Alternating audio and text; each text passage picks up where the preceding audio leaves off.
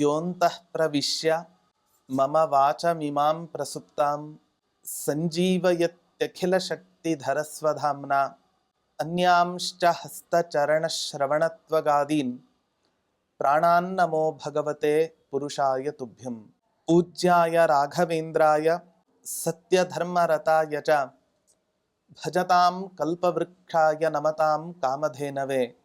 ಧ್ರುವಾದಿಧ್ವಾಂತರವಯೇ ವೈಷ್ಣವೇಂದೀವರೇಂದವೇ ಶ್ರೀ ರಾಘವೇಂದ್ರ ಗುರವೇ ನಮೋ ಅತ್ಯಂತ ದಯಾಲವೇ. ತಪಸ್ವಾಧ್ಯಾಯ ಶುಶ್ರೂಷಾ ಕೃಷ್ಣ ಪೂಜಾರತಂ ಮುನಿಂ ವಿಶ್ವೇಶಮಿಷ್ಟದಂ ವಂದೇ ಪರಿವ್ರಾಟ್ ಚಕ್ರವರ್ತಿನಂ. ಶ್ರೀ ಗುರುಭ್ಯೋ ನಮಃ. ಹರಿ ಓಂ.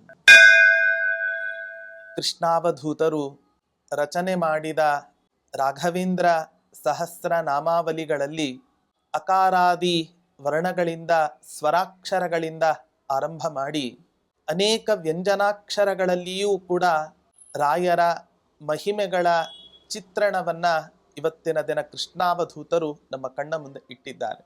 ಅಂತಹ ನಾಮಚಿಂತನೆಯಲ್ಲಿ ಇವತ್ತಿನ ದಿನ ಇನ್ನೊಂದು ರಾಯರ ಮಹಿಮೆಯನ್ನ ತಿಳಿಸುವಂತಹ ನಾಮವನ್ನ ನೋಡೋದಾದರೆ ಓಂ ಪ್ರಣದಾತ್ರೇ ನಮಃ. ರಾಯರು ಕೇವಲ ಲೌಕಿಕವಾದ ಇಷ್ಟಗಳನ್ನ ಅಥವಾ ಕೋರಿಕೆಗಳನ್ನ ಮಾತ್ರ ಪೂರೈಸ್ತಾರೆ ಅಂತ ಅನ್ಕೊಳ್ಳಿಕ್ ಹೋಗ್ಬೇಡಿ. ರಾಯರನ್ನಿವತ್ತಿನ ದಿನ ಎಷ್ಟು ಜನ ಮಾತಾಡ್ಸಿಲ್ಲ.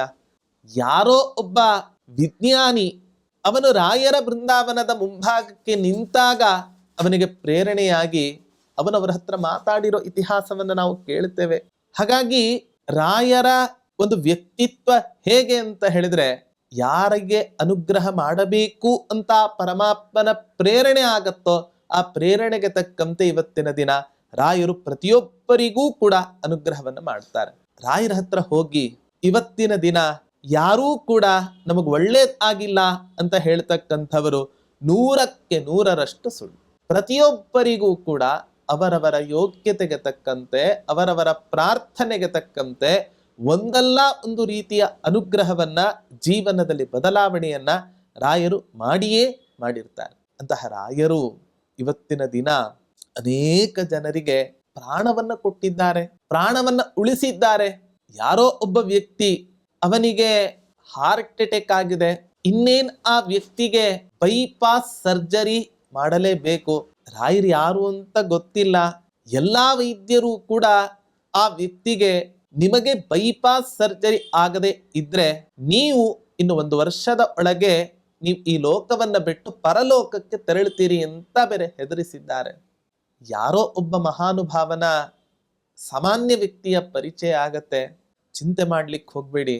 ಮಂತ್ರಾಲಯ ಪ್ರಭುಗಳಾದ ಗುರು ಸಾರ್ವಭೌಮರ ಸ್ಮರಣೆಯನ್ನ ಪ್ರತಿನಿತ್ಯ 108 ಬಾರಿ ನೀವು ಜಪ ಮಾಡಿ ಆ ಮೂಲಕ ಅವರ ಉಪಾಸನೆಯನ್ನ ಮಾಡಿ ಯಾವ ತೊಂದರೆಯೂ ಇಲ್ಲದಂತೆ ನನ್ನ ಜೀವನ ನಡೆದಲ್ಲಿ ಮಂತ್ರಾಲಯ ಕ್ಷೇತ್ರಕ್ಕೆ ಬಂದು ನಾನು ಸೇವೆಯನ್ನ ಸಲ್ಲಿಸ್ತೇನೆ ಅಂತ ಹರಕೆ ಹೊತ್ಕೊಳ್ಳಿ, ಒಳ್ಳೆದಾಗತ್ತೆ ಅಂತ.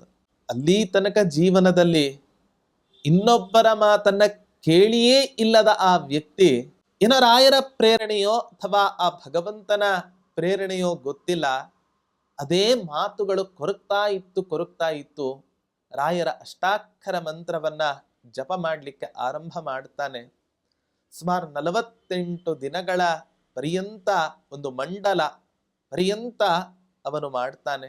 27 ನಕ್ಷತ್ರ, 12 ರಾಶಿಗಳು, 9 ನವಗ್ರಹಗಳು, ಈ 3 ಕೂಡ ಸೇರಿದರೆ 48 ದಿನ.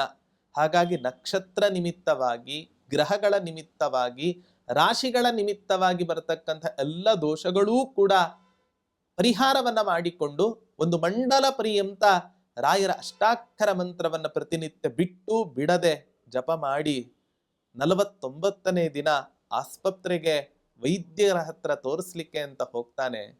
ಯಾವ ವೈದ್ಯರು ಇದೇ 1.5 ತಿಂಗಳಿನ ಹಿಂದೆ ಬೈಪಾಸ್ ಓಪನ್ ಹಾರ್ಟ್ ಸರ್ಜರಿ ಮಾಡಬೇಕು ಅಂತ ಏನ್ ಹೇಳಿದ್ರೋ ಅವರೇ ಹೇಳ್ತಾರೆ, ಯಾವ ತೊಂದರೆಯೂ ಕೂಡ ಇಲ್ಲ.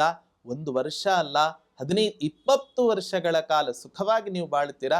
ಇದು ವೈದ್ಯಕೀಯ ಲೋಕದಲ್ಲಿ ತುಂಬಾ ಆಶ್ಚರ್ಯವನ್ನ ತರ್ತಾ ಇರತಕ್ಕಂಥ ಒಂದು ಘಟನೆ ಅಂತ ಹೇಳಿ, ಏನು ಅಂತ ಕೇಳಿದಾಗ ಆ ವೈದ್ಯರಿಗೂ ಕೂಡ ರಾಯರ ಸ್ಮರಣೆಯನ್ನ ಮಾಡಿದ್ದೇನೆ, ಅದರ ಅನುಗ್ರಹ, ಅವರ ಪ್ರಭಾವವೇ ಇವತ್ತಿನ ದಿನ ನನಗೆ ಈ ರೀತಿಯಾಗಿ ರಕ್ಷಣೆಯನ್ನು ಕೊಟ್ಟಿದೆ ಅಂತ ಹೇಳ್ತಾನೆ.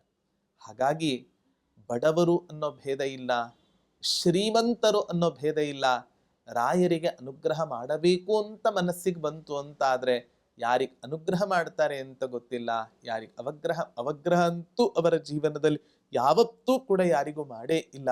ಹಾಗಾಗಿ ಇಂತಹ ಮಂತ್ರಾಲಯ ಪ್ರಭುಗಳಾದ ಕಲ್ಪವೃಕ್ಷ ಕಾಮಧೇನುಗಳಾದ ರಾಯರ ಅನುಗ್ರಹ ನಮ್ಮ ಜೀವನದಲ್ಲಿ ಪ್ರತಿನಿತ್ಯ ಇರಲಿ. ನಮಗೂ ಕೂಡ ಪ್ರಾಣವನ್ನ ಕೊಟ್ಟು ಪರಿಪೂರ್ಣವಾದ ಆಯುಷ್ಯದ ಜೀವನವನ್ನ ಈ ಜೀವನದಲ್ಲಿ ನಡೆಸುವಂತಾಗ್ಲಿ ಅನ್ನುವಂತಹ ಒಂದು ಪ್ರಾರ್ಥನೆಯನ್ನ ಕೃಷ್ಣಾವಧೂತರು ಈ ಮೂಲಕ ನಡೆಸ್ತಾ ಇದ್ದಾರೆ.